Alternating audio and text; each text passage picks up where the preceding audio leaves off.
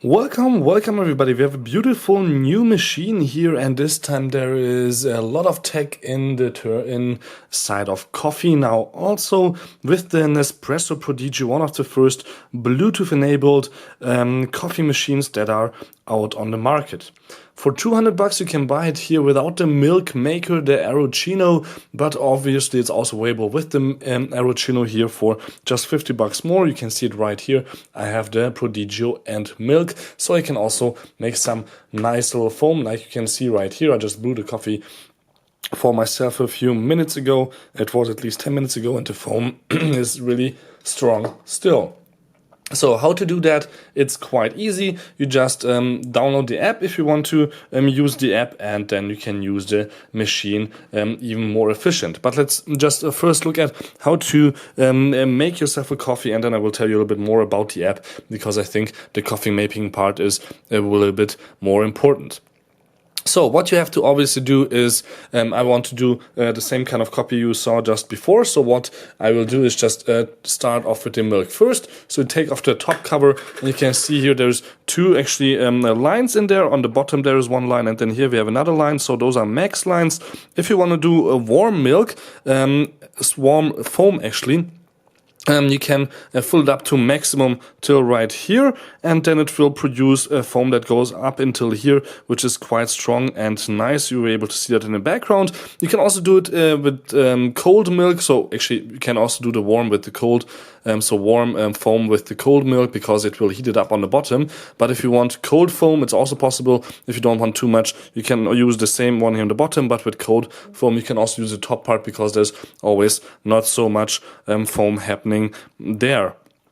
Usually if you just leave it cold. So what you can see here is missing is actually the little twill, which I just cleaned up before, so I have to put this in here. It's magnetic and it's easy to just handle or put right there. So what I will do is put this down and get my milk, and I won't even fill it up actually till the max, just half as full, because I don't want that much milk and foam as you have seen here before. And what I can do now is close up the top and just press the button, and it will glow red, which means it will produce warm foam. If you would press it again in just really quickly after you pressed it once, it would glow blue and will produce cold foam. So it's happening right now. So what we'll do is obviously make some coffee. I won't use actually this little guy. I will use this one, since it's just better to see through here how it's happening. But what you can do is, right now you can see this is a little bit too tall, so I have to pull this up. And obviously there needs to be coffee inside here, so let me get some Aeroccino, which is quite strong. We have 9 out of 12. Oops, not so many. The foam is already finished. It was quite quick, as you're able to see. I didn't have to do anything, and I won't put it in right away. What I will do is show you guys in the app, since we are hopefully connected. Yes, we are. And for some reason it's in German, but whatever. So what we can see here is that the machine is okay. We have enough capsules. We have 40 capsules, and we could just start brewing now, and it will tell me, okay, do you want the ristretto, espresso, lungo? This would be ristretto or espresso. I will probably do the ristretto. Well, actually it doesn't matter much, since I will put milk in it anyway. So I can just say, okay, espresso, and I could say now start right away here on the bottom. So what it will tell me then is, hopefully, that there is no coffee actually inside. Let me demonstrate it actually to you, that I just hit the start button. And what sadly will happen is, yes, till the last time since I brewed, the opening on the top hasn't been opened, so it knows there is probably no capsule inside. Quite smart device, because there's really no capsule inside. So what you have to do now is obviously open it up. Here we go, put it in, and close it up. So if you are here on the top already, you can see that we have a tiny little Nespresso logo here on the front, which is usually never glowing. You have 3 little buttons for the different sizes I was just telling you about, so you don't have to use the app to brew your coffee. And then there's a tiny little red LED on the back, which you can't even see. But if the device has some problem, like for example, there's too many capsule stuck in the bottom and it couldn't fall out, for example, after it would brew, it wouldn't even start brewing. It will blink red on the back, so you know that there is some problem. So here we go. Let me start brewing now with the other cup. There we go. And let's just start. So it tells me now it started. You can obviously hear it.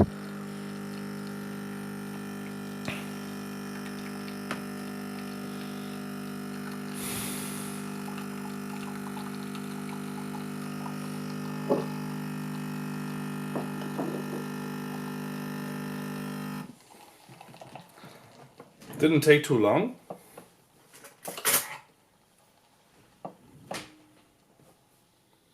Looks beautiful. Smells obviously beautiful. Tells me now to enjoy my Nespresso. I can say I'm done, and then we are done. Yes, yes, yes. Looks great. Nice and dark. Tastes also actually great, but yeah, I don't have to show you that since obviously it tastes great. But what I want to do is now just add some sugar. Then add the milk. There you go. Here you can see now the beautiful foam that I made. Obviously the milk comes out first. And then the foam tries to come out, but it takes a while. Here we go. And what's nice is now you can see that the little twirl that was inside, since it's magnetically inside, it doesn't fall out with the milk, so you can easily just take, for example, the spoon, get the foam out quite nice and easy here. And you get quite a lot of foam. I fill it up only half, you were not able to see it, but I said it. Just filling it up half gives me definitely enough foam and a beautifully looking coffee here right away. And what I will do is add some cinnamon so it looks nicer. There we go. A beautiful coffee that is ready to enjoy right away here with the Prodigio. But yeah, obviously this was the simple coffee making part. What can the app otherwise do? And I know still it's in German.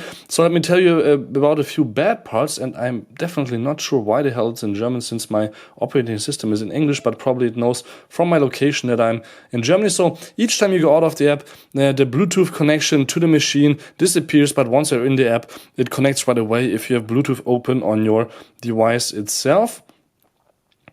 And let me actually just change here the country and languages, since it's probably annoying for you that you don't understand anything. Here we go, English. There you go.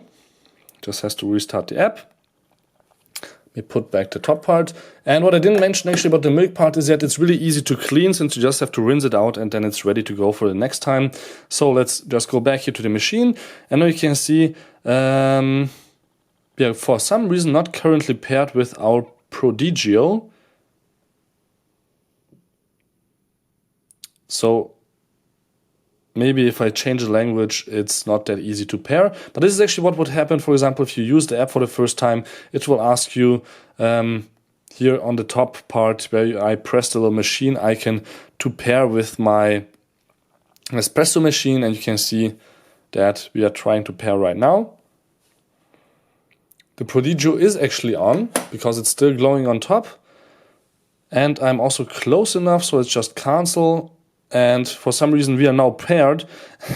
And you can see we have now just 39 capsules left, so it knows that we used one more. The water is okay, which actually means that my water hardness is at level 4. I can test that and tell the app that my hardness was 4. There's little paper stripes that you can hold in your water. Have to wait a minute, and then you know what water hardness you have. And for the descaling, it tells me that it's not needed, since we only had the machine for 2 or 3 weeks, and obviously it knows how many times you brewed and how much water went through in this hardness, and after a while it will just tell you to clean that up. Otherwise, it's functioning okay. You can see it here. We have some machine info, like for example, you can change the name. In the machine settings, you could change the name, for example. I won't do that right now. But also you can set up when you bought it. You see the serial number and so on, which is actually not that important if you ask me. But one main thing that you would probably use your machine for is to schedule, or your app for is to schedule in the morning to make yourself some coffee. Here, just a timer. Now what I will do is show you the drawback of this, since if, for example, there is no cup and obviously no capsule on the top inside, it will still make you a coffee, since it doesn't actually has a sensor inside it. There's no capsule inside, it just has a sensor of if a capsule fell through or if you opened up the top latch or not, since the last time, as you were able to see before. So what I will still do is here set a schedule, and let's say, okay, it's right now 11:36. Let's schedule it, of course, a little bit earlier. Let's say I get up at 7:30 and I want to do an espresso again, and let's just hit the schedule button. So, okay, I'm finished, or I can just edit that. Let's just finish. If I want to change it, obviously I can just go back here and edit it, but I'm still finished. So what I will do now is, obviously it's 11:37. Maybe during the day I will just brew myself another coffee, and obviously I already put in my favorite coffee beans capsule and already have this here. So what I will do, or what somebody else in my household will do, is just brew themselves a coffee. So let's just do that. Let's just press a button here on top. Somebody doesn't have the app, doesn't care that there is a schedule somebody set for the next morning. So let's just brew maybe some coffee. Let's just press the button, and what will happen is, you can see it brews a coffee even without a capsule inside. I didn't put one inside since I'm not cutting these videos. You see that there's just hot water coming now out with a little bit of coffee from the last time I brewed. This sound right now was the sound where it would usually let the capsule fall out. So you can see here, okay, we have some nasty things in here. But what's more important is that now the schedule is gone.